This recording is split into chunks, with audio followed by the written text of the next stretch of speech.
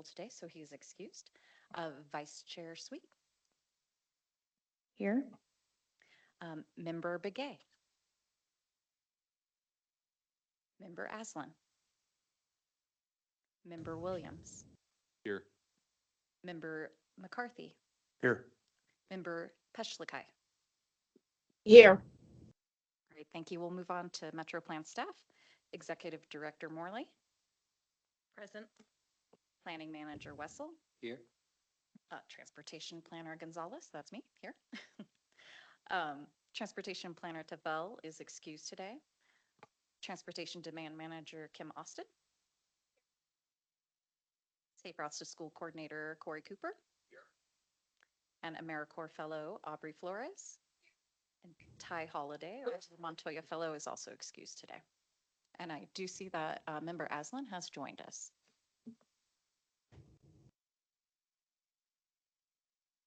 Thank you. Now we're on to public comment. At this time, any member of the public may address the board at any subject within their jurisdiction that may not be scheduled before the board on that day. Due to open meeting laws, the board cannot discuss or act on items presented during this portion of the agenda.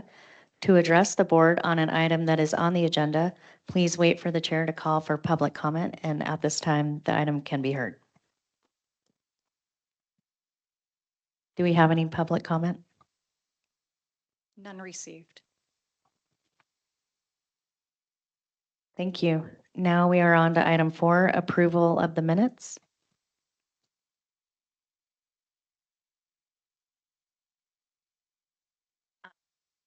Thank you, Chair, members of the board. I just want to pause for a moment to make a couple changes or suggest a couple changes to the minutes that were in your packet. Member McCarthy submitted a number of items to us. You can see they're all related to the micromobility share program update. And we have them up on the slide for your review to see if you're okay with it. But our recommendation would be to approve the minutes with the changes recommended on the slide.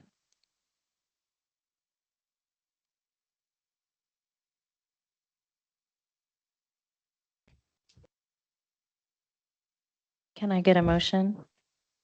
I move that we approve the minutes that were presented in the packets with the minor changes that are on the board right now. I'll second. I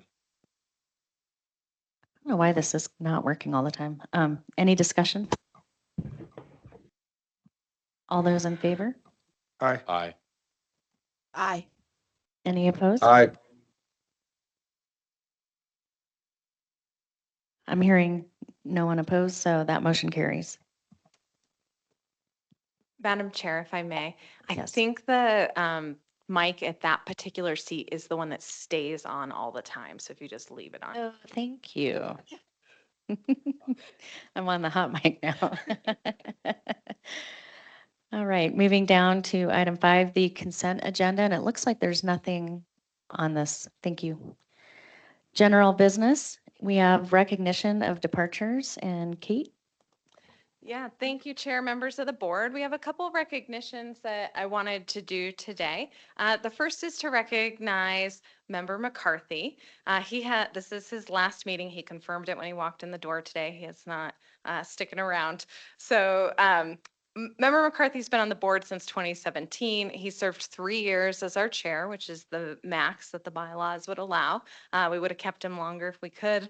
During that time since 2017, MetroPlan's undergone a lot of changes. He started when this organization was housed within the city of Flagstaff, helped oversee that transition into an independent agency. The staff at the time was 2.5 staff members. We've grown to 7 plus a AmeriCorps intern. And he's always been really wonderful at keeping Amtrak and rail in our priorities, which is a really important need in the community and something that it's nice to have a voice there to recommend or to ensure that we keep it at top of mind. So the team did get Member McCarthy a little gift. And I think it's appropriate for his upcoming vacation that he was just telling us about on the Southwest Chief. For those online, it's a poster of the Southwest Chief. So I'll just put this here. You can grab Please. Well, Kate and staff, thank you so much. I didn't anticipate anything like that. I'll definitely put that up in my office because as I mentioned before the meeting started, I'll be on the Southwest Chief here in May, actually. Yeah, I also want to say that I'm really proud to have served on MetroPlan's board. And when I think back, what have I accomplished? Well, I hired you. And that took a lot of time. And we went through a lot of iterations and had to make everybody happy, but everybody is happy, at least as far as I know. Anyway, thank you. I don't know what else to say. I'm heartfelt. Thank you so much. Thank you for your service. Thank you. And I would like to add, yay. I would like to add my thanks to Member McCarthy as well. When I got onto MetroPlan, you were a huge help in helping me understand the organization and the mission. And I don't know what I would have done without you. So you've worked very hard on this and we all appreciate what you've done. Thank you. And I'd like to thank you for being so attentive and being so interested in taking this so seriously. And now look where you're sitting. Thank you. Anything to add? Okay. Thank you. I do have one other recognition. She may step in late. We were anticipating she was going to be here today, but we wanted to take a minute to recognize Karen, who has served as our clerk of the board for the last year and a half. She's retiring, and would like, not only did she serve us for a year and a half, but she has served the local community in public service positions for 43 years here in Flagstaff. So her retirement's about much more than just her time at MetroPlan. She served 30 years at FUSD, mostly in teaching roles, 14 years at Mountain Line, driving paratransit and fixed route buses, loves the Mountain Express route, and she is still getting pulled into some retirement hours, doing some service for them. So you can probably find her on Mountain Express this winter. But she's been very helpful in that transition. When I came in, there was no business manager at that time either. So Karen helped me pick up all the accounting and finances and the clerk of the board duties and help fill those roles. And I'm immensely grateful to her for that. I don't see her online either, right?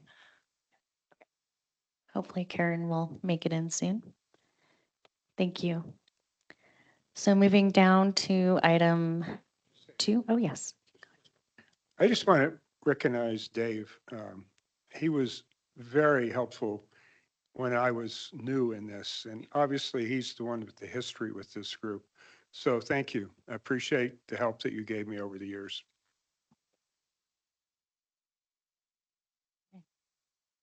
No worries. Moving down to consideration election of the chair and vice chair for MetroPlan Executive Board. Kate?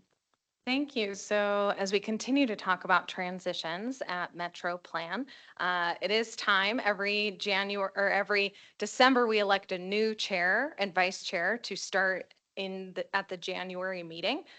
We do it for a period of 1 year at a time with appointments lasting up to 3 consecutive years, and then somebody could come back and reserve again after that in those chair and vice chair positions. Typically, the board has liked to ensure that there's different representation of agencies between the chair and the vice chair positions that is not required in the bylaws, but it has been a consideration. So if I may, current chair Vasquez, who is unable to attend today because he's at a conference, wanted me to put forth Vice Chair Sweet's name as a potential next chair. So start there.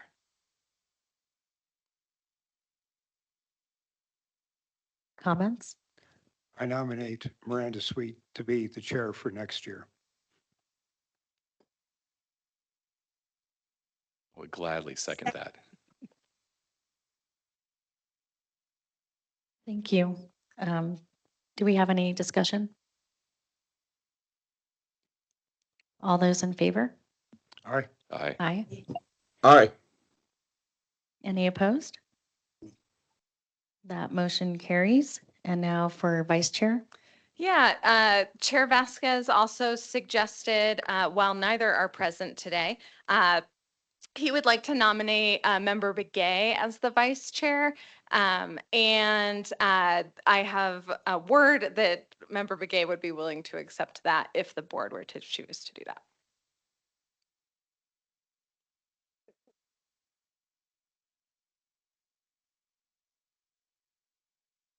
I move to nominate Begay for the vice chair position of MetroPlan Board. I'll second it. Thank you. Any discussion?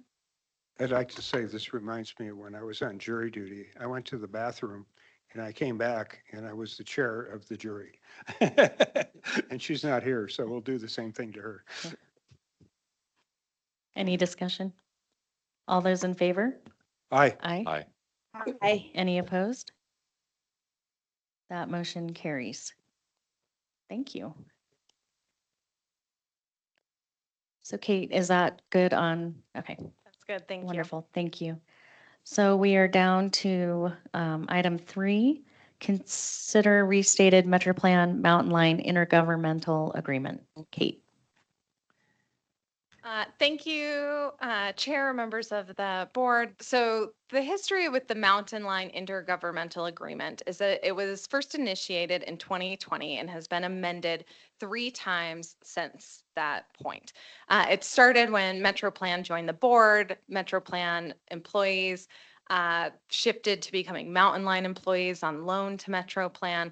It was further amended to allow us to lease space in that building, and then again amended for IT services with Mountain Line. There are other things in that agreement as well, but those were some of those major changes over the years. In some of the competitive grant awards we received, Mountain Line is a matching partner on those. So the SS4A Safe Streets Master Plan, Mountain Line is contributing $15,000 towards that effort. And the TA, the Transportation Alternatives Grant for Safe Routes to School program, they have a $150,000 portion of that award that they are also matching. So we needed new amendments to the IGA to allow the exchange of these funds. At the time of grant application, they had secured, their investment, but we really needed the IGA to make the exchange of funds happen. So we were looking at 2 more amendments to the IGA. And in speaking with Heather Domlin, the CEO of Mountain Line, we decided it might be time to just restate the IGA, merge all these changes so that it was one document that wasn't continuing to be edited and needing referral between different agreements. So that's what the direction that we've taken. So we're looking to fold all the amendments in together, and then we also have some substantive changes to it. So I'll go through them here. So we talked about what started this conversation is needing amendments for those 2 grants. So we have drafted a new section on federal funding opportunities, and it's a little bit broad, so I want to recognize that. Oftentimes when we enter IGAs with our partners, it's grant by grant and specific to the amount of each grant. We're doing that currently with the, we're drafting one on the Safe Streets Master Plan with the city right now. We're drafting, or we just entered one on transportation alternatives with the city recently. So we usually do it project by project. However, the existing Mountain Line IGA already had a more flexible provision for partnering on grants specific to 5305E programs, which just allowed the directors to, in writing, agree and make the application. There are oversights in that for each of the boards, and that the boards approve the budgets and the grants have to be in the budgets, and that the grant applications and execution of contracts come to the board as well. So there's still some oversight there. But we don't have to then get it in a budget, execute a grant agreement, or agree to have a grant agreement from the board and then have an IGA. Right now, there's kind of 3 checks in place for each of these. So we drafted something in coordination with the legal teams from both entities that have reviewed these, and ours is available to call if we determine that we want to have a call. We drafted both of these, or we drafted this broadly, modeling it after the way we were already partnering on 5305E to basically say we can broadly partner on grants in writing, with knowing that those other checks and balances for the board exist. So that's a little bit different. So I just wanted to point that out. Other substantive changes were the lease agreement was specific to the use of their facility at Caspar, and there is space at the Downtown Connection Center for MetroPlan. We're very excited about that. There's a $100,000 one-time tenant improvement fee that we would pay to be part of that building. It would help outfit our spaces specific to us. We have an office and a shared office space. Then we will also use the conference rooms, the restrooms, et cetera. So it's a portion of that. When you look at the overall cost of the building and the amount of square footage that MetroPlan will get to use, we are getting a very good deal at the $100,000 one-time tenant improvement. And that is already in our FY25 budget. It is refundable if for some reason we're not allowed to remain at the Downtown Connection Center. And then the other changes, we currently have a flat fee for our lease price for Mountain Line for renting space. So we modified it to increase it according to the last several years that it hasn't increased, and then added a CPI. The reason this is, there's actually a benefit to this to MetroPlan, even though the lease amount is going up, and it's that we do not pay cash for the use of the space. We use it as in-kind for matching grants. So actually the higher dollar value allows us to leverage more federal funding. So just a little nuance there. Now, if we can't come up with federal funding to leverage, then we would have to pay it in cash, but I don't believe that I don't foresee that being a problem in our future. Let's see, the next bullet is we started a new clock on the term of the agreement. So it previously was 5 years plus 2 additional 5-year terms. There's a new clock starting on the IGA. And then there was a section about a $283,000 fund swap with Mountain Line that occurred several years ago. That has been completed. The funds have been swapped. So we just removed that at this point. And then finally, there were 2 conflicting travel sections. One said we followed their travel policies and one said we followed ours. So we have changed them and made it clear that MetroPlan staff follow our own travel policies. So those are the substantive changes to the IGA, and I would be happy to answer any questions. Any questions?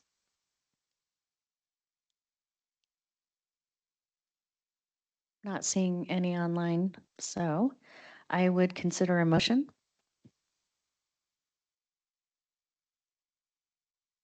What is being requested before we make a motion, just to be clear?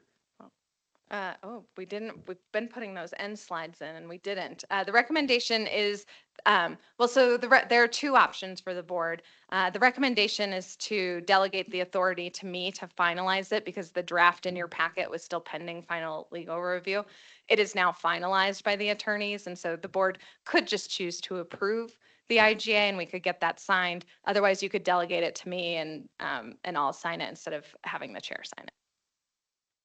Thank you for that clarification.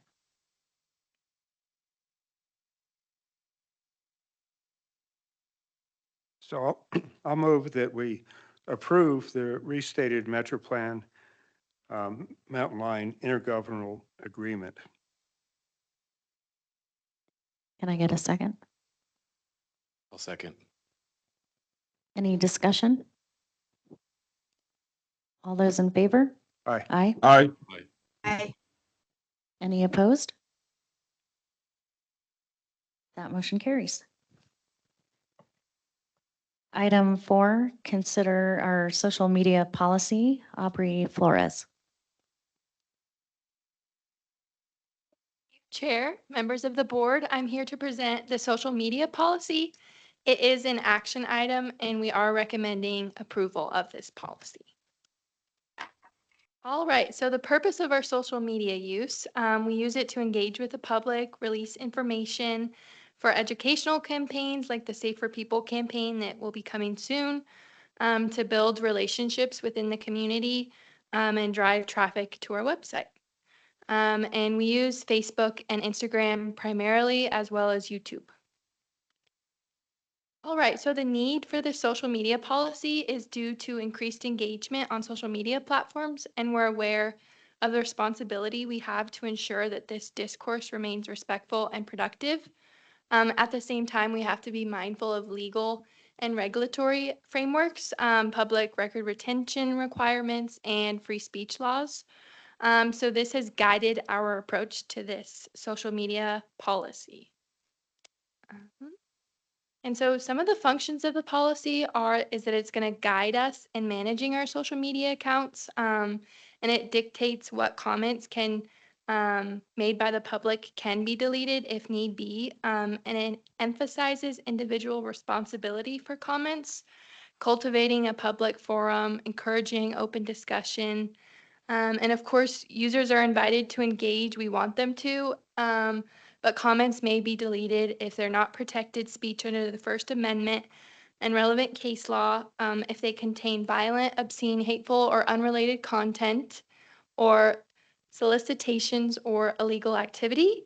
And so our recommendation here is to consider adoption of this social media policy.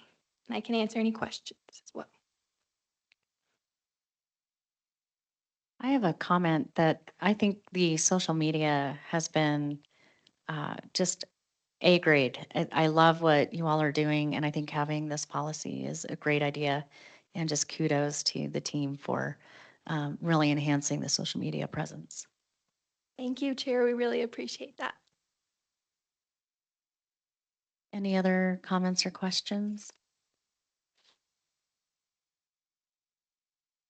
Can I get a motion to adopt the social media policy? I move to adopt the social media policy. I'll second. Any further discussion? All those in favor? Aye. Aye. Aye. Aye. Any opposed? That motion carries. Thank you. Thank you. Item 5, State Streets Master Plan, Dave Wessel.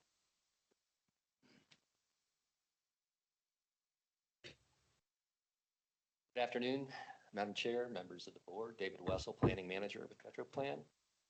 This is an update on the grant that we've received. It's for information and discussion only, and really looking for some feedback at the end of this presentation, and I'll explain why. So for background, we were fortunate to receive a very large $2.14 million Safe Streets and Roads for All grant. The purpose of that grant is to produce a transportation master plan founded in safety, with safety baked throughout the processes. We have about $500,000 in match from the city of Flagstaff, about half in cash, half in kind, and then another $35,000 coming jointly from Mountain Line and the county. So we will be doing a regional master plan. In the grant, the primary components of that were the complete street guidelines, a master plan, an interactive mapping tool, revisions to codes and standards, and projects and strategies emphasizing safety. Complete Streets is really trying to make sure we're addressing, all modes in our system. So where are we? We conducted scoping interviews. We're putting the scope and really putting some meat to that very broad overview I just gave you. We've talked with just over 30 people, from the mayor to Joanne Keene, deputy manager, city planning staff, engineering staff, F cubed, Flagstaff biking, fire chief, and many others. We were in the middle of drafting that, working with a smaller team.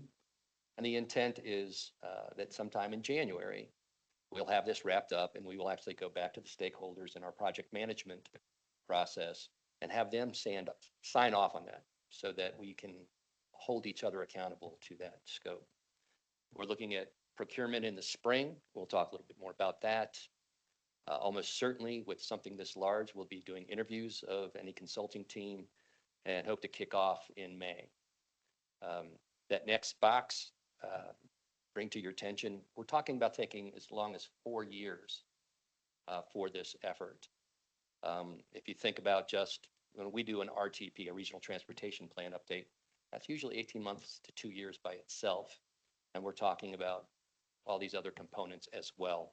So 4 years is really not too long to do something like this. Before I go on, I just want to kind of set this up, at least from my perspective. Jim mentioned, I've been here a while, but I have not been here that long. If you look at this picture on the wall behind us, we can see the whole Woodlands Village area has not been developed. And I bring that to your attention because I think this can really be a transformative effort that lays the foundation, not just for the next 4 years and the next 10 years, but literally for decades. Cities change. I mean, we all, well, I don't know if we all do. I love all those pictures where we see Flagstaff with tents. People, from the 1800s. We're not living in tents anymore, for the most part. And so, I think as we look at this project and this effort, we need to think about the actions we're putting in place that can have decades of implications and transformation. So what have we learned so far in our interviews? That we have quite a bit of consensus. There is a need for a master plan. It's actually been on the city's books, I want to say for about 5, 6, maybe 7 years to actually do a master plan. It will be done now. We have and have had policies about transportation, safe, efficient. You all know it, multimodal.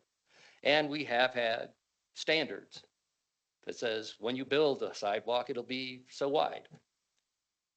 But what does, the picture on the puzzle box look like when we try to add all these things together? We have never had this. We've had MetroPlan, regional transportation plans, but never a policy, an enforceable policy by the city or the county within this region.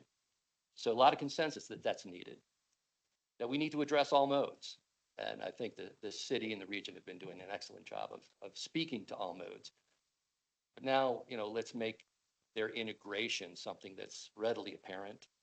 And let's talk about some of the things that are new on the horizon. Micromobility. Well, they're not so new anymore. We've seen scooters and e-bikes around for a while. Let's be context sensitive to the context of the city. This is really that complete streets. We want to see, what's a complete street mean in downtown versus out by the mall. Let's be clear about those things. That there's a need to resolve existing policy conflicts and have a clear resolution process. And I'll speak to that a little bit more later. Can we have a one-stop shop for transportation? We did talk with a developer who's like, okay, I think I understand it. And then here comes the fire department going, well, you need to do this. And it's like, well, that doesn't quite align with what planning was expecting of me.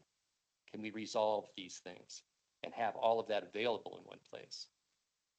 Can we have a plan and standards that are more enforceable? Like I just mentioned, the city has not adopted a master plan. And so they've done relatively well in pointing to the regional transportation plan that the MPO has put together, but that's not city policy per se. And so there's been a lot of persuasion working with the development community that has been somewhat effective, but has also been terribly frustrating for both staff and developers. Can we get strong guidance on intersection design? I'm sure, Jim, you're not going to miss 8-hour discussions on intersection design. Can we, for people who will remain in these seats, can we do something to shorten those discussions? As well as stronger inputs to the capital improvement program process to make that perhaps a little more predictable and more informative from financial perspective and other things. But we did identify many concerns, or several concerns, and here's some of the bigger ones. And that's working with ADOT standards that don't support local policies. You may recall we went through 4 years with Milton trying to massage ADOT policies into achieving the multimodal objectives we want. Not a lot of clarity on how to move forward with ADOT. And I'll just say that in terms of some of these concerns, we can just set those before our planning team of whoever we hire. We don't have to resolve them before we go out. but just that we're clear that this is something that needs to be addressed, and it has implications. I mean, one of the things that people have wants, like, can we be a little more predictable? Well, if we set ambitious goals or uh, what we want to see on an ADOT street or a highway, and then plan our systems around that, and then ADOT doesn't follow through, there's a ripple effect, and we're no longer being very predictable. What's our approach to planning for future volumes and congestion? And stakeholders are relatively split on this. Many part of this, to get to predictability and shortening dialogue with developers, let's just decide we're going to be a 4-street city, 4-lane street city. We're not going to build anything bigger than 4 lanes. That will be our policy. And then we don't have to do all this. The other option, modeling, projections, planning on how to widen streets, we'll know. So this needs to be resolved. And part of that comes down to level of service. You've heard about this, do we do level of service? Do we do vehicle miles of travel? Do we do something different? Do we have different levels of service for different parts of town? Some of that has been in policy, but never been encoded, if you will. So those are some of the concerns. And one of the big things to me is priorities. And I'll stop and say, why me? I'm the project manager on this, should have said that at the beginning. And I'll be working with Chris Fair, the transportation planner for the city, as a co-project manager on this. There's a lot of big decisions to be made relative to procurement. And I think the first one here is policy alignment and consensus. From where I sit, and now that I sit way across town and not in City Hall, my perspective is not as tight as it used to be or as clear as it used to be, but do we have consensus and understanding from where you sit all the way to where Chris Fair sits? Do we need this alignment? And I just want to, share an anecdote from my history. I'll try to be very brief. A couple iterations of NAU master plans ago, I addressed faculty and staff who were working on that. Did a, kind of a fun little poll. It said, well, what do you see as the relationship between the city and NAU? I don't know how food came into it, but it was a food-based poll. I said, are we, a dinner plate where we don't allow our food to touch? Are we a soup where we're mixed together? Or are we a stew where, we have our individual components, but you can still pick out, it's like, yeah, that's a potato and that's a tomato, and I can enjoy the different flavors. Well, as we look at different parts of town and, look from top to bottom organizationally, are we all seeing this, the menu the same way? I don't know that we are, but I think there's an opportunity to talk about that. So, and this is where I'd like some of your discussion on some of these topics and your feedback. So do we need to take time to explore policy alignment? The draft the draft regional plan should be complete or very near complete. We're not looking at going out for procurement until March, so hopefully that's all done. A lot of discussion on fiscal analysis, planning, and policy. I think we've done fairly well with the last 2 iterations of the transportation tax. But one thing that has been missing is, are we really addressing maintenance costs in a very thorough way and planning for that maintenance? And I'll have to say, after many conversations with them, as we look at complete streets and start talking about, well, street furniture and maybe landscaping, Scott Overton starts getting very tense.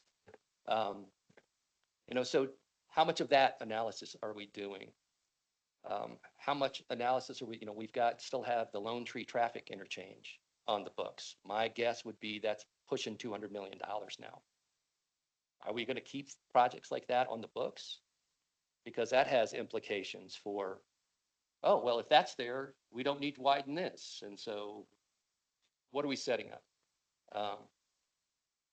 And then this whole idea of working with developers. A lot of interest in impact fees coming out of these stakeholder interviews, making things a little more predictable. Can we just show them a cross section, build this, end of discussion? So, this is, how do we structure this contract? Breadth and scope, breadth of scope versus depth of scope. Talking with IT here at the city. This is going to be a very data intensive effort. It always is when we do a regional transportation plan with the safety components baked into this, some level of financial analysis. This is going to be very data intensive.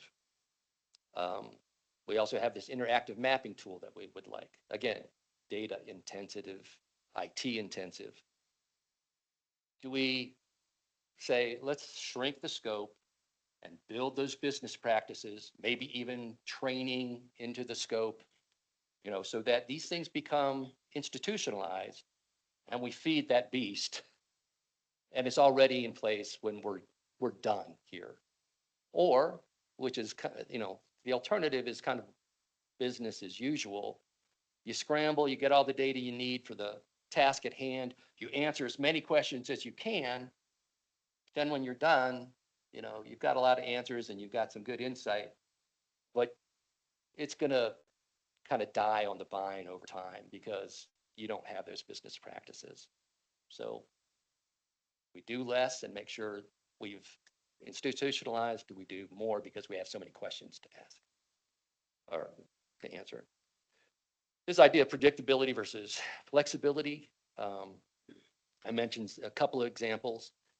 But to be more predictable, that's, to me, is more analysis. It's like, okay, have we considered every contingency, possible future scenarios, curveballs that ADOT or a developer, might throw us, the economy?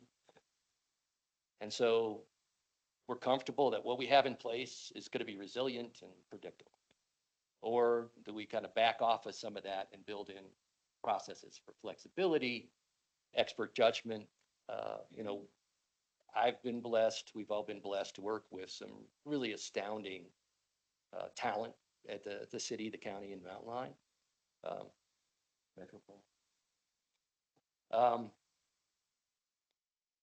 And, you don't want to necessarily, hey, 4 years on, we don't need experts anymore because we've got this incredible plan. I don't expect we'll get there, but how much judgment do we bake in, and what kind of guidance do we give people? And then all of this really plays into this procurement question. Typically, you hire a team and there's a prime and they would have somebody that can answer, and on their team that can answer all of these questions or address these questions. And we do have a wide array of, analytical planning, code writing, not, well, computer code as well as, policy code, policy development, policy analysis, with respect and deference to my, colleagues on the phone, I see, or online, I see Paul. I'll point at me, but I think it's true of other of my colleagues. We're not very good at policy. We're good at technical stuff. We're not necessarily good at policy. And no offense to you all, but you come in off the streets, not necessarily well educated in policy. You're much better by the time you leave. But, so where's that policy piece? And how do we get alignment? So do we hire a team that's going to bring all this expertise together under one roof, or are we better off? It's like, no, we want to hire a policy expert who's going to facilitate those policy discussions, who will then help us give kind of the marching orders to the technical team. Maybe we want to hire a public involvement person, because that is something else I didn't list. A lot of interest. We do need public involvement in something this big. Questions about, lots of questions surrounding that. But is that so critical that we will be better served managing somebody ourselves? So I'm going to go to my last slide and then come back and see if there's questions. So here's what's next. We're going to wrap up the draft, get the stakeholders to sign off. We're going to go out to procurement, request for proposals. We have a grant agreement with the FHWA that's already, that's ready to sign.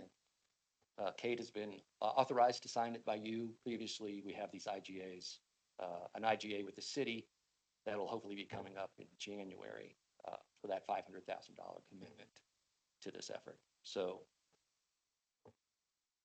questions, response, thoughts on any of this?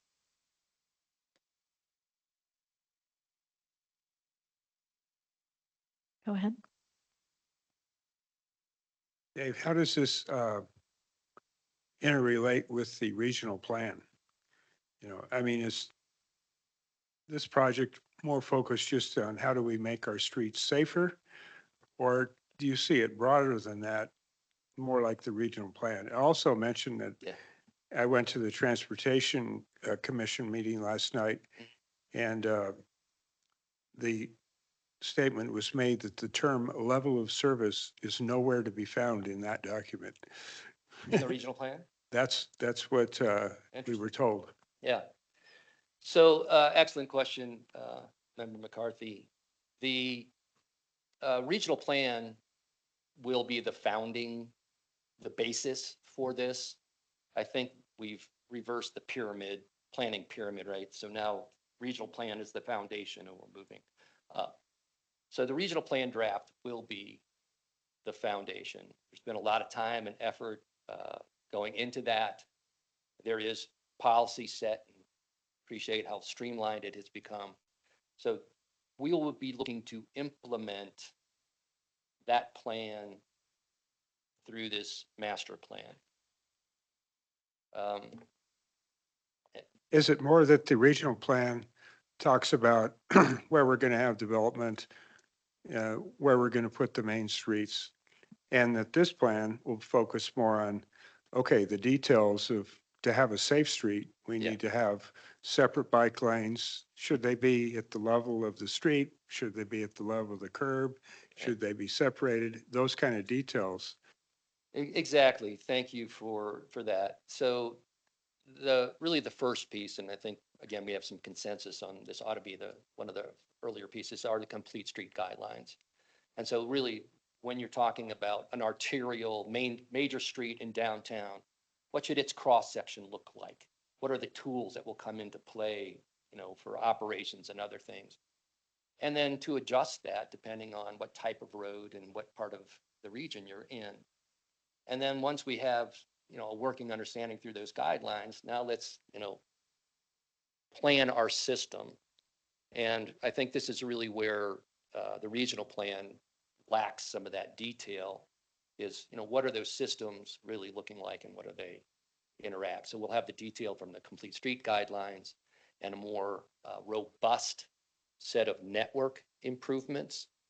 And then perhaps coming out of this, and then again, this is part of the scope. We'll see. I think we have enough to actually look at some code revisions. We've been talking about the need for connectivity guidelines for a long time. As we develop that system, what are those guidelines that we need to make sure that that system gets built as is planned?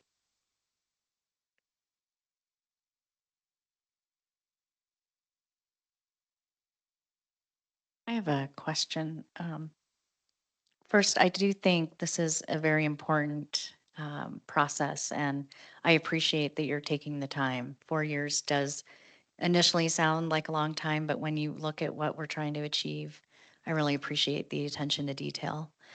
I'm wondering, can you expand a little bit on who are the people that are in the room talking about this? Do we have staff from all of the organizations that you mentioned, and are we because when I look at the priorities, I can give you my thoughts, but really the experts, I'm assuming, are in the room talking about that. And how is that conversation going to go? What does that look like? Madam Chair, that's a very good question. So we have been talking primarily within MetroPlan and with Chris Fair uh, about, probably several teams that may shift over time, and I think the procurement process may influence that. Um, But that we need a project management team, and that will probably be multi-agency, certainly interdisciplinary. We will need probably some kind of a technical project advisory group. Um, we have our technical advisory committee with the MPO. They're not meeting frequently enough, don't necessarily have all the right people at the table. So we'll be assembling a team to look at the technical aspects. And as we go through the process and, move into, say, the interactive map, and so now we might need more IT, we might shift some of the membership on a team like that. So those are the things that we're talking about. And, again, going back to the stakeholder meeting, we have talked with all of our partner agencies, ADOT included, um, in, in trying to address and identify the scope issues. Thank you. I appreciate that. Anyone else have questions or comments? Anyone online?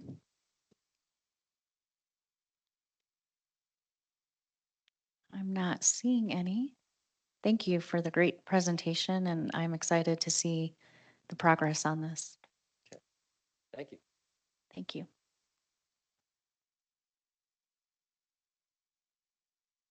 Okay, we are moving down to item 6, West Route 66 Operational Assessment Update.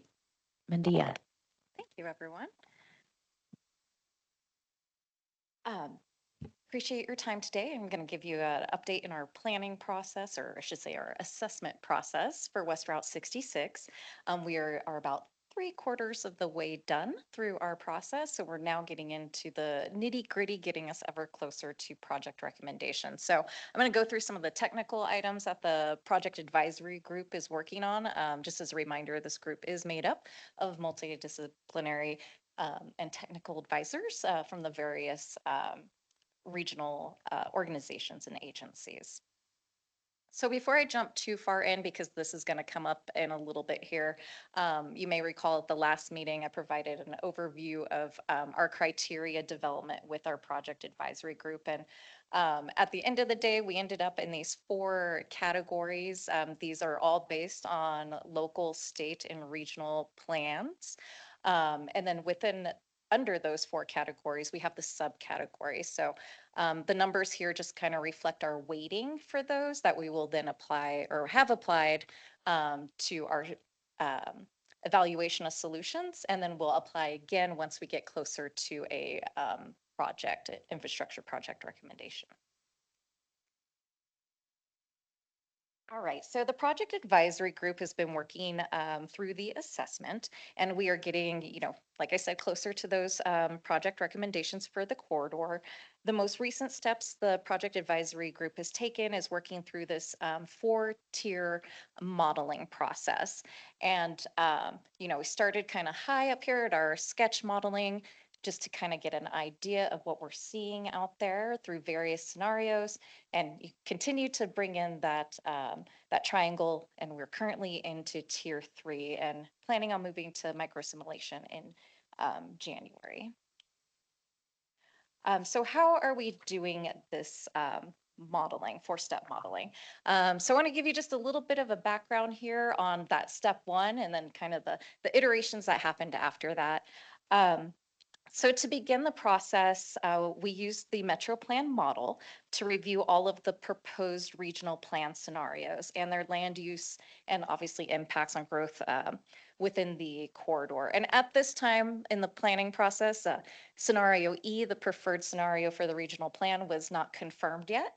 And since the future was so uncertain and continues to be uncertain to some level out there, we wanted to look at the variety of the regional plans scenarios. Within that, on the right-hand side, we have our transportation solutions. These were just really broad categories that the project advisory group came up with. And this was just for us to explore and learn from how these solutions work within these regional plan scenarios. So we started out looking at those 5 different solutions. The first one was business as usual, so current conditions, no changes made. We went through a variety of the existing plans for on the corridor and around the corridor. So we wanted to test some of these earlier recommendations and ideas that came out of that. So alternative 2 or solution 2 really focused on widening the road as a whole, conventional widening to 5-lane section. This we looked at, well, in the Flagstaff Urban Mobility, it was recommending it from Milton to Flagstaff Ranch Road.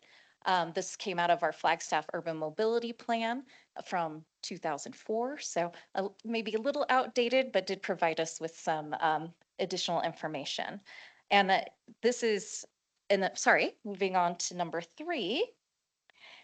This is the partial widening of the roadway from Woodlands Village to Dunham with a roundabout.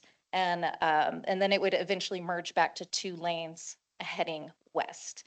And the purpose of this was to investigate the feasibility of avoiding or deferring roadway expansion through improved intersection performance. Great.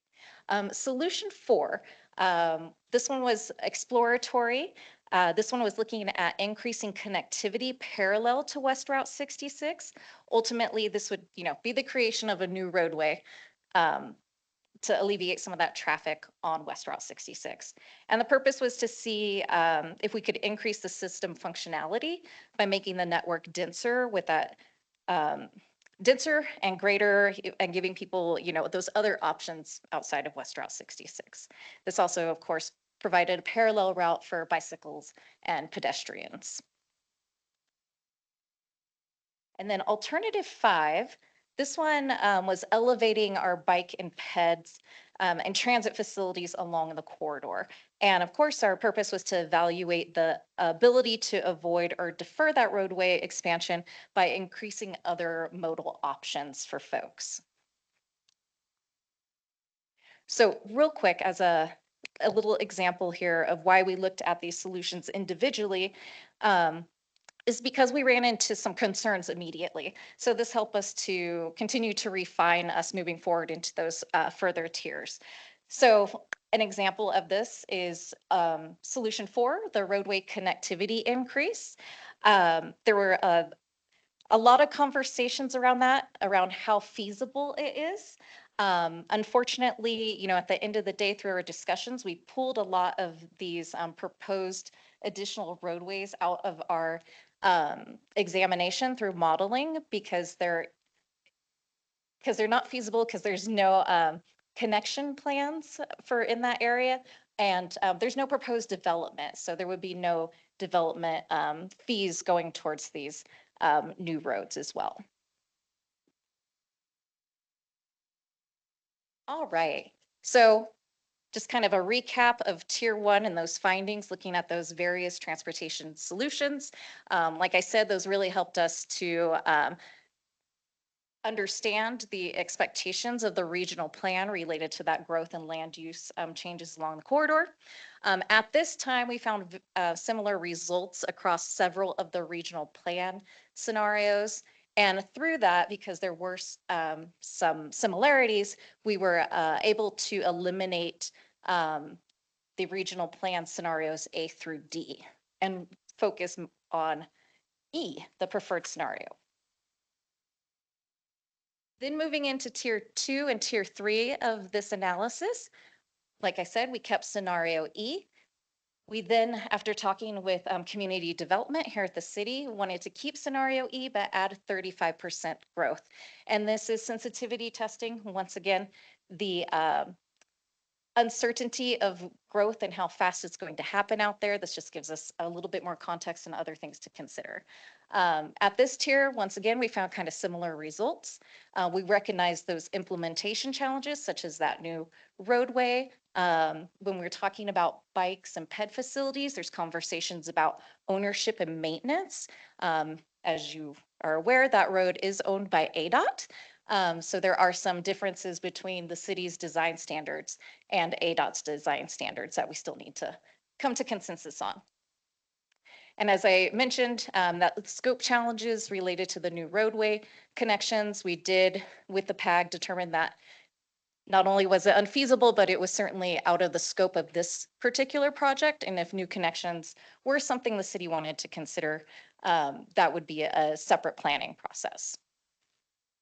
So in this tier, we started to make some hybrid solutions to be tested. Our first one was focusing on multimodal improvements with widening from Woodlands Village to Dunham.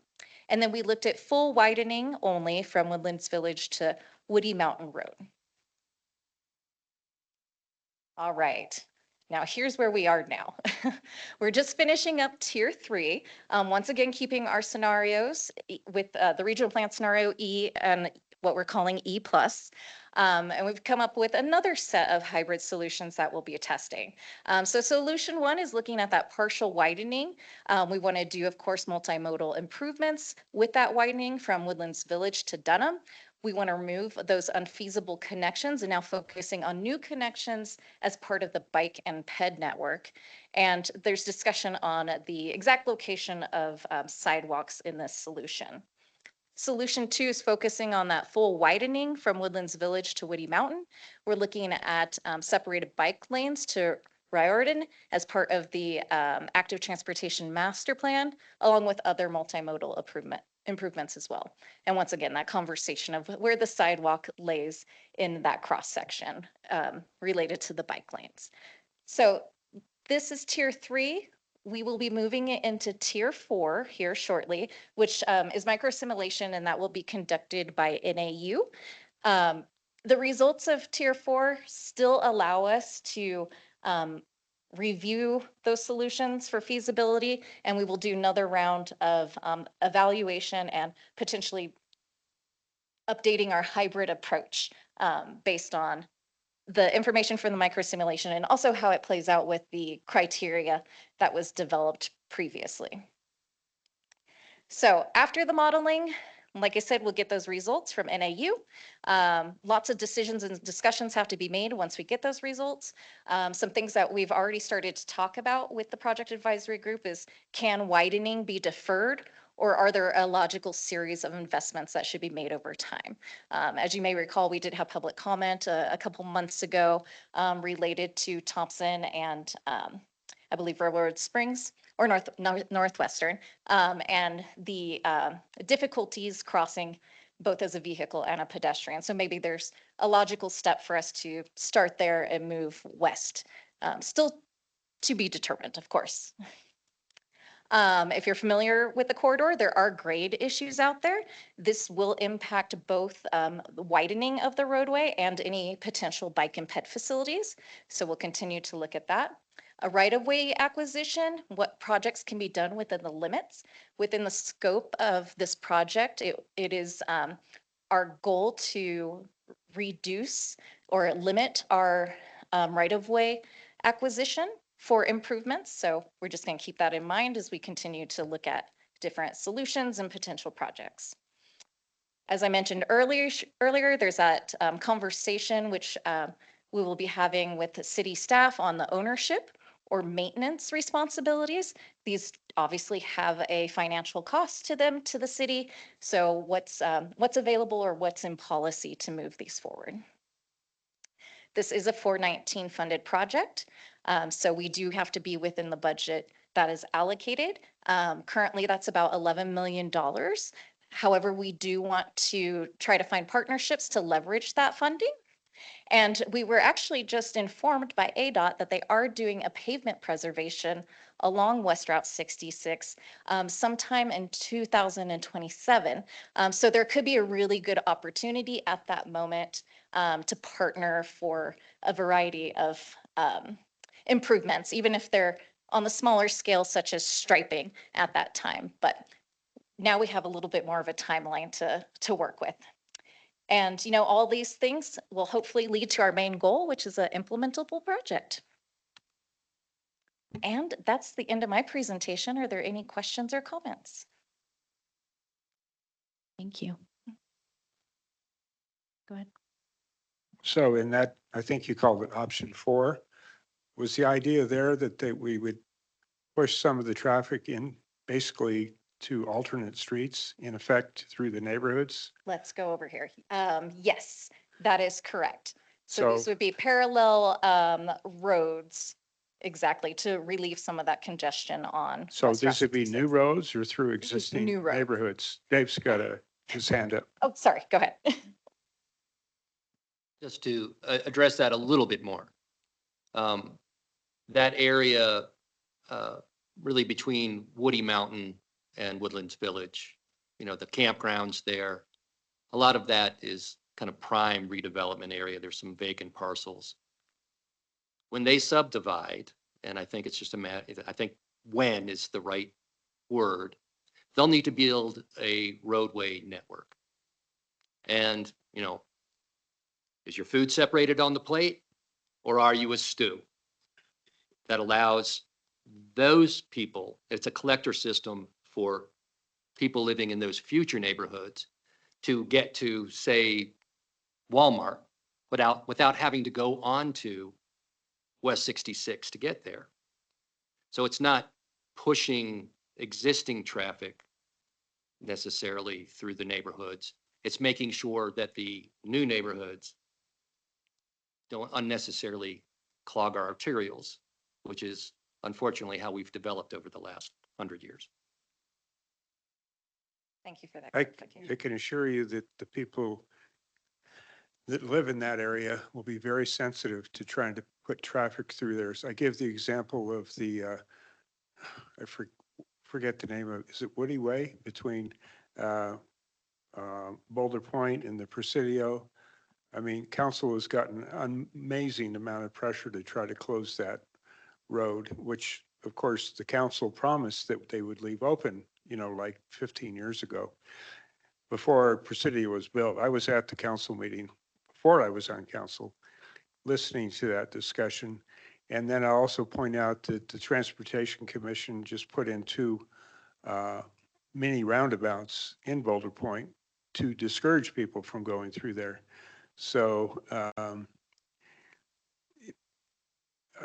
you have to be careful how you do it, or there's going to be a lot of pushback. I'll just leave it at that. Yeah, Madam Chair, Member McCarthy, to my presentation on the master plan, can we have some policy alignment so that we're all as agreed to what that policy is, so that,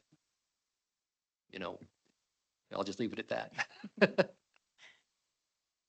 And again, the connectivity was really to explore the options and see what happens along the roadway, especially planning out to 2045. So as mentioned, it is beyond the scope of this project, but it was really informative to see the results. Thank you. Any other questions or comments? Thank you for the presentation. Yeah. Thank you. Hey, everyone. Couple thoughts for you. Am I on? Yes, go ahead.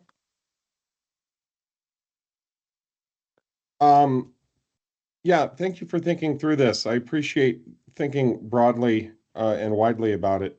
I was wondering if Jim was going to bring up the sensitivity in the Boulder Point neighborhood around connectivity. Obviously, I don't think this is Boulder Point, but I do appreciate just having all options on the table and thinking through that. I will reiterate, I'm a big fan of roundabouts. I do not think that we should be widening these roads until it is absolutely critical to do so. I am a big proponent, believer in, or subscriber to the concept of induced demand.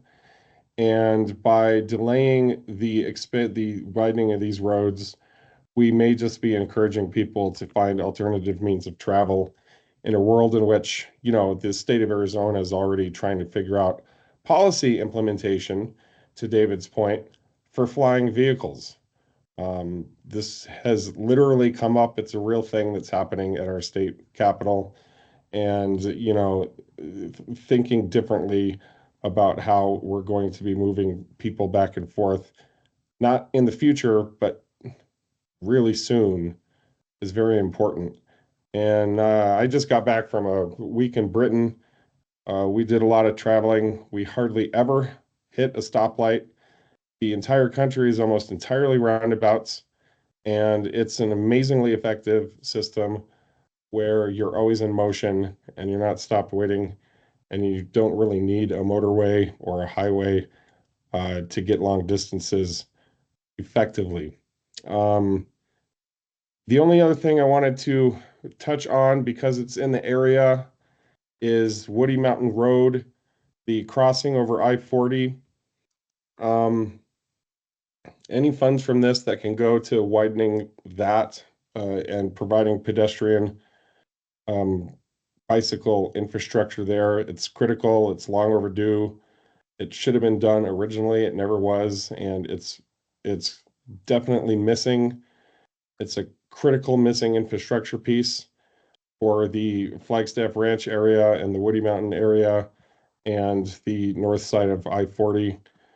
I think there was one other, yeah, I wanted to touch on, you can go back a slide. Uh, there were these, I'm not really understanding the grade issues along the corridor. Um, I, I assume that whatever we're doing here, we're talking about sidewalks or some sort of bike ped mobility. We can't be looking at any segment of that stretch of road without thinking about the bike ped factor and without prioritizing that. So help me understand the grade issues that you're talking about there again a little bit. I wasn't connecting the dots with that concern. Yeah, thank you. I'm going to pass it over to our technical advisor on our project advisory group, Dave. Yeah, thank you, Mandia, Member Aslan, Madam Chair. So if you're familiar with Wildwood Hills, the adult park there, it's a steep drop down into Wildwood Hills, and across the street is Railroad Springs, which is a steep climb up. And so any widening, particularly in that area, has those grade issues. It's kind of a cross slope issue as much as anything. So if you were to widen lanes and, think about the conversations you're having along Butler in terms of the bike facilities and, in different places on Butler, as you look at parkways and sidewalks and so on, you push out into either the slope going up or the slope going down, and that all has constructability issues. And certainly on the Wildwood Hills side, some, social impact. So those are the things that now that we're getting down to, these kind of more final solutions, we'll be looking at more closely. What can we actually fit in that space with, and if we can't fit it in, what's the construction Well, implication? even a sidewalk that's connected to the road, that doesn't seem to Well, be we relevant are to the talking problem about you're. excuse me, I'm sorry, Member Aslan, we're actually looking at lane widening. And as Mandy described, one option would be to stop, at least in the interim, at Thompson and taper back. And the other option is to do lane widening all the way to Woody Mountain, plus the ped and bike facilities that you're interested in. And so it's when we start through that section, looking at 5 lanes of roadway plus all the ped and bike, um, what are the implications from a constructability perspective with that grade down into Wildwood Hills and or up into Railroad Springs? Okay, yeah, well, just a finer point on it, my counterpoint to that would be that we can't think about widening those roads. We can't think about doing anything to those roads without including sidewalks. Absolutely. Uh, Absolutely. so if we're on the same page there, that's great then. Yeah, I believe that we are, and I don't recall if Mandy had mentioned it, but we did have some preliminary discussions with the PAG, the Project Advisory Group, and they see prioritization of ped and bike, the lack of connectivity, the gaps in that system, some of the safety issues related to that as a priority, and then connecting those to transit uh, with the passage of the transit tax, extension of Route 8, and a more final location of those bus stops. It's critical, and we're looking at those things. And so, yeah, we do expect to look at, some of these solutions we're looking at is, do you shrink the amount of road improvement you do to get connectivity all the way out to Woody Mountain, where Timber Sky has already made some investment in the pedestrian and bike network? And what can we do with that $11 million? So, yeah, all of those things are on the table and being looked at. Cool. Yeah, my opinion on that would be, we don't do anything unless it also includes sidewalk amenities. Thank you for letting me sit on that beat for a few more measures there. Thank you for the questions. Thank you, Member Aslan. Any other questions or comments? Yeah, I'm not seeing any. Thank you again for the presentation. Okay, item 7, fiscal year 2025 quarter 1 financial report. Kate. Thank you. Typically, we give this report on the first quarter, which is July through September, at our November meeting. But since that was canceled, I thought it would just take a moment to run through it with you. It was sent out in the packet and just as a separate report.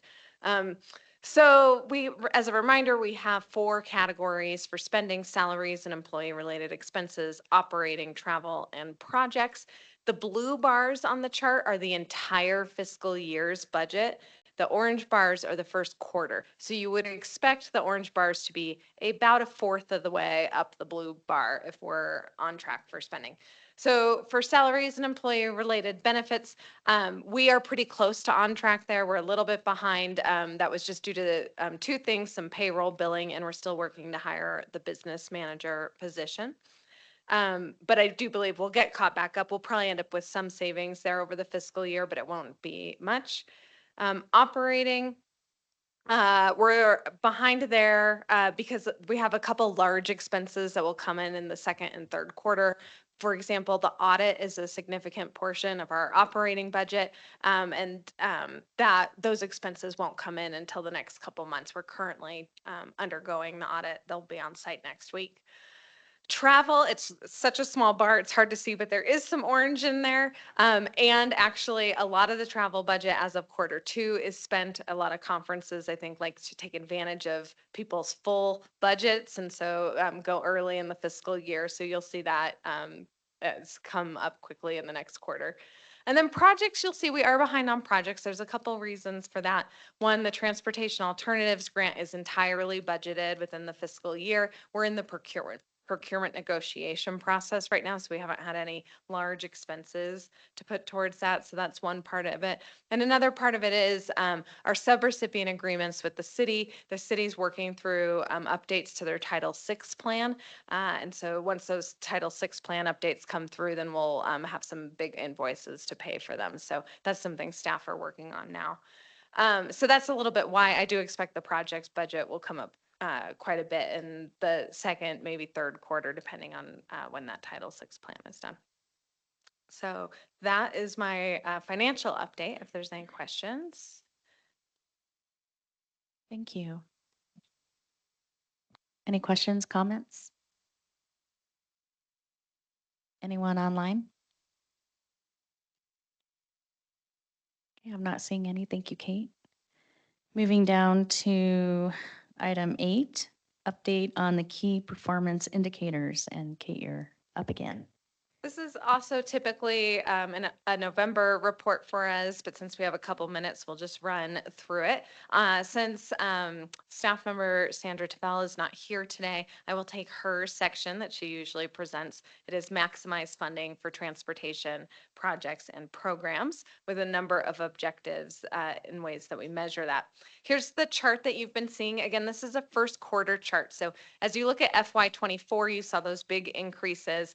FY25 is now just first quarter. So again, if we're trending, it would be about a quarter of what you're seeing in FY24. So you can see pursuing grants. We're off to a really great start in pursuing them. A lot of grants have not been announced or awarded yet. So we will see how that goes. Some of the big grants pursued in the region are, there's another wildlife crossing grant that ADOT has submitted in partnership with Game and Fish. We'll see, hopefully in the next probably month or two, an award on that and whether or not it will be received. This one will be closer to Kachina Village. The one that was previously awarded is closer to Munns Park. So that would help fill that gap there. There was also a number of Safe Streets and Roads for All grants that were submitted, and ATIP is the Active Transportation Infrastructure Improvement Program. We're still waiting to hear back on those. So in total, 11 grants have been pursued. 1 grant has been awarded. I know we haven't received 1 or 2 grants so far, but a lot of them are still pending awards at this point. Legislative agenda is also part of this section. A little update here. We have been educating members of the legislature on the importance of refilling the AZ Smart Fund. Part of where Sandra Tavel is she is going to go talk to some members of the legislature with our lobbyist Karen Cruz tomorrow. So we'll get some good feedback from they'll be talking with staff members at the legislature. We'll get good feedback from them. Also talking about the RTAC projects that were approved by the board from the partner member, the member organizations, and trying to support those. And then finally, we're really getting into discussions around the reauthorization of federal funding through the Bipartisan Infrastructure Law, or IIJA. Reauthorization is coming up and people are really starting to talk in earnest about what that will look like. We're still trying to advocate for keeping discretionary grant programs. As you can see by the previous chart, we've been very successful in the region and that's been good for us. There's a lot of discussion and especially big cities would rather just get formula money by population because they have large populations in which they would get big buckets of money. For smaller places and rural areas, you don't have that population to get the buckets of money to deliver a bridge project or deliver massive capital projects. So we really are trying to support the ability to apply for those discretionary grants rather than receive a couple $100,000 in formula funds, which just won't get the projects done for us. So we will see. There's a lot to be determined. Obviously, things are shifting at the federal level. So a lot of balls in the air at this point. And then finally, audits are part of this, making sure we're in really good standing so we can keep receiving those grants and be trusted as recipients of money. Our FY24 audit is underway. As I said, they'll be on site next week. And so far, I think things are going well, but more info to come there. All right, and then I will turn it to Dave. Thank you, Kate. Madam Chair, members of the board, the next goal is to deliver plans that meet partner and community needs, involving creating plans that create trust, expanding inclusion, filling gaps in data, and positioning partners for successful implementation. And I think in our presentations on the master plan in West 66, you saw a lot of that in action. Unfortunately, not a lot of that landed in this quarter, so we don't see a lot of movement on some of these metrics. Involving stakeholders, yes, we're checking that box. I mentioned the 30 stakeholder interviews, the scoping team, so they're heavily engaged in those processes, the ongoing project advisory group, for West 66 includes that. Participant demographics really didn't do much outreach. Let's see, July, August, September, right. I think we did our travel diary survey was in October, so you'll be hearing more on that in the next update.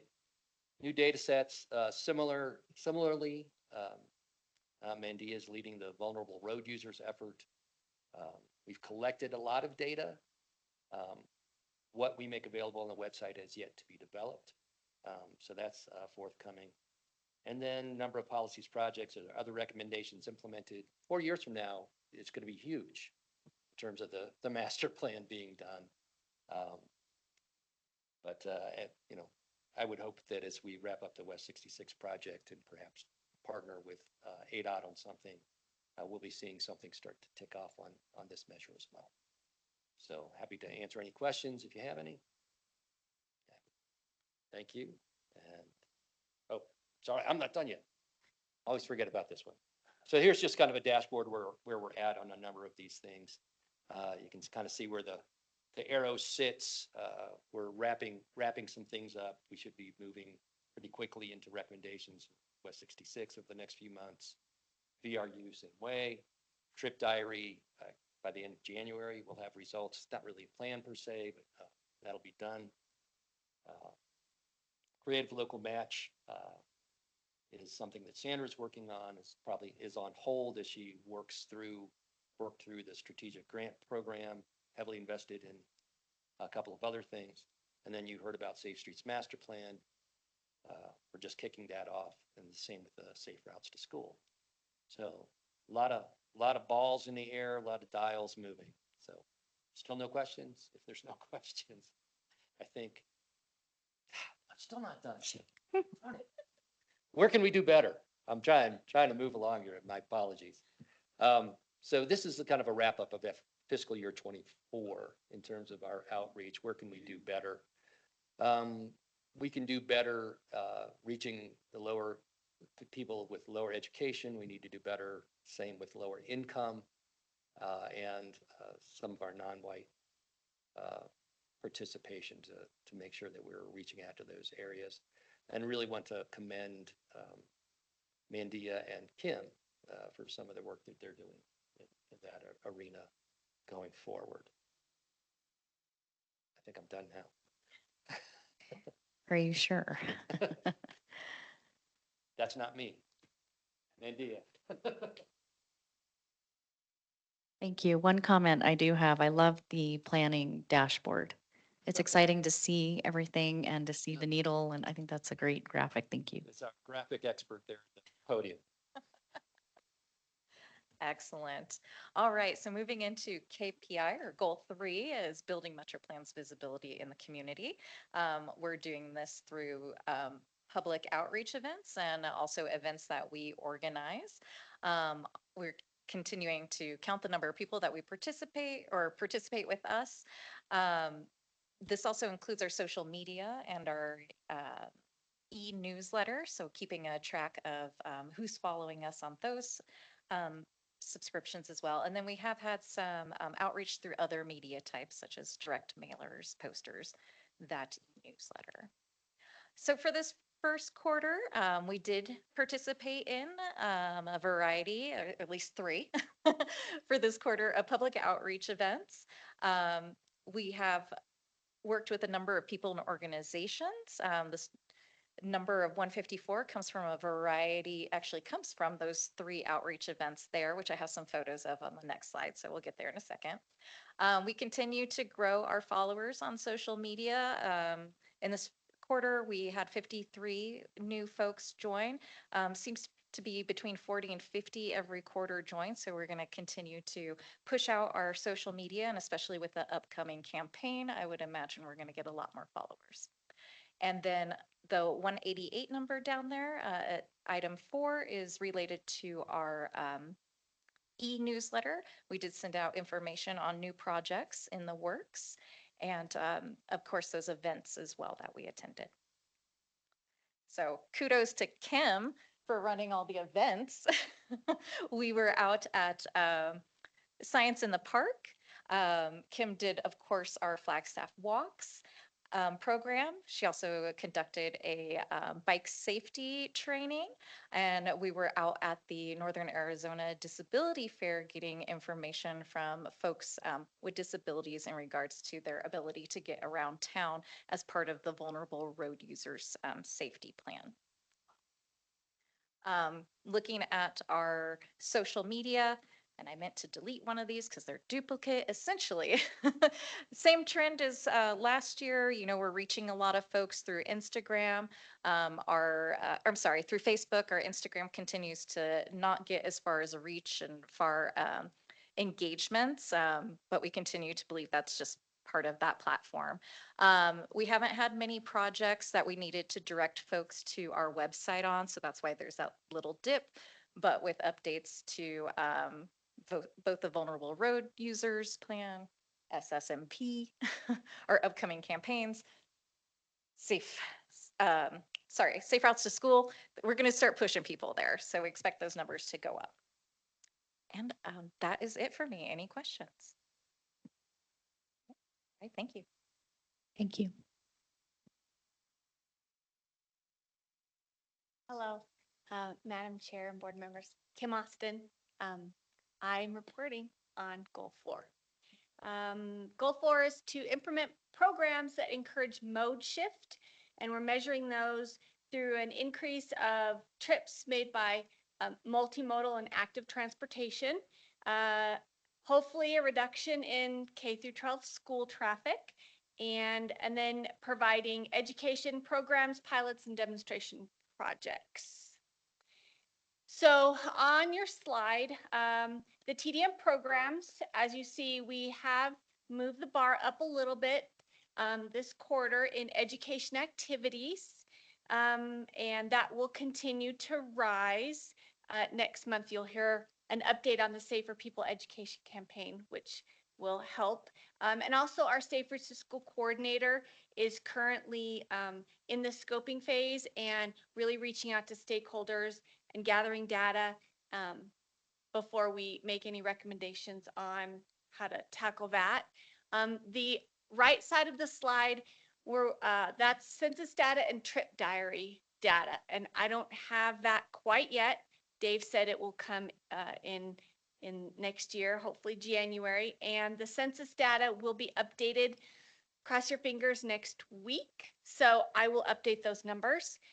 Right now, you only have 2019 through 2022. So that's it. Do you have any questions? I'm happy to answer any.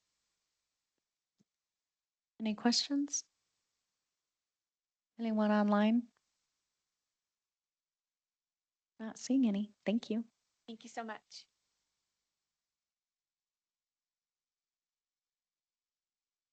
Thank you for that presentation. Lots of great information. Okay, we are down to item 9, MetroPlan happenings. Kate. All right, just a couple updates. You heard a little bit about Flagstaff Walks. Kim really ran this event for us. She had 5 walks with 38 participants in total. We did some really fun ones. Recommend them if you can make it out if we do them again. And that is the ghost tour that you see currently. We had a nice, good turnout for that and learned a lot about Flagstaff's history. We're really grateful to the partners that worked with us on that. They provided that tour as a part of Flagstaff Walks at no fee to the participants who came along. So and I believe that's Spooky Tours. Is that right? Spooky Tours. The public participation plan, we wanted to let you know, is closed for public comment. So we had to open up a public comment to update the public participation plan. This is one of our federal requirements. We will bring you an updated plan in for consideration at the January meeting. So there's a little bit there about that.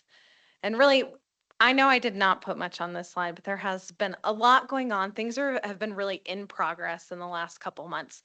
So maybe not as much in terms of outward visibility, but I think you'll see the results of all that payoff in the coming months. So that is all I had. I did want to add one item to number 2 as you go through closing business. Thank you. All right, we are down to closing business and I'm looking for items from the board. Does anyone have anything? I have one update. I was able to talk to our city staff and, we have a new council being seated and at the January 7th meeting, we are aiming to have the new council pick boards and commissions that they would like to participate on. So I just wanted to bring that to your attention. Anyone else? Board members? Online? Okay, I'm not seeing any. And Kate, you had something to add? Yeah, I just wanted to note, because I think there's been some confusion amongst several calendars. So we had to cancel all the board meeting invites because they were under Karen Muller's account and with her no longer being with us. You should have received cancellations that are from her name and those should be removed. Then there should be two more calendar invites on your calendar for board meetings that are from me right now. So one is for the January 9th meeting, and then you should also have an invite for the February advance on your calendars. So please double check that. We have not sent more out yet, hoping that we get a business manager on board soon who can take care of the calendaring and scheduling with everyone. But please do check your calendars because I know that with the change ups, there's always, people have the wrong Teams link because they have an old invite, et cetera. So just double check that. Thank you. Thank you for clarifying. I think there was some confusion, so I appreciate that. Hey, Kate, Yes. can you make sure that Tiffany or Sean knows about that strategic advance and gets it on my calendar for me? Will do, yes. Thank you. Okay, I'm not seeing any other items from the board. So our next scheduled executive board meeting will be January 9th, 2025. And anything else from the board? Okay, with that, I am going to adjourn this meeting. Thank you.